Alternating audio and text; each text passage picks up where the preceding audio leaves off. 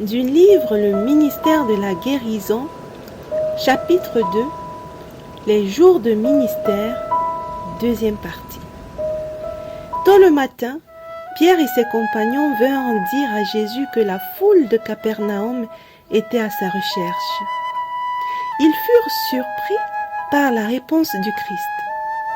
Il faut aussi que j'annonce aux autres villes la bonne nouvelle du royaume de Dieu, car c'est pour cela que j'ai été envoyé. Luc chapitre 4 au verset 43. Dans les mois envahissant Capernaum résidait le danger que l'objet de sa mission soit perdu de vue. Jésus ne pouvait se contenter d'attirer l'attention sur lui-même en tant que thaumaturge ou guérisseur de maux physiques. Il cherchait à attirer les hommes à lui comme à leur sauveur.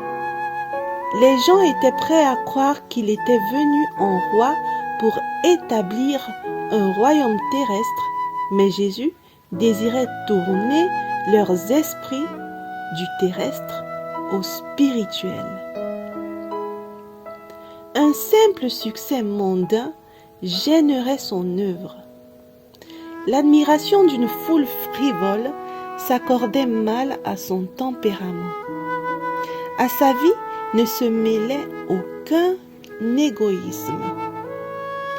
L'hommage que le monde offre à la position, à la richesse ou au talent était étranger au Fils de l'homme.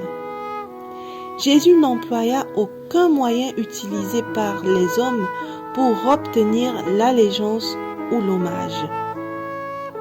Des siècles avant sa naissance, il avait été prophétisé à son sujet. Il ne criera point, il n'élèvera point la voix et ne la fera point entendre dans les rues.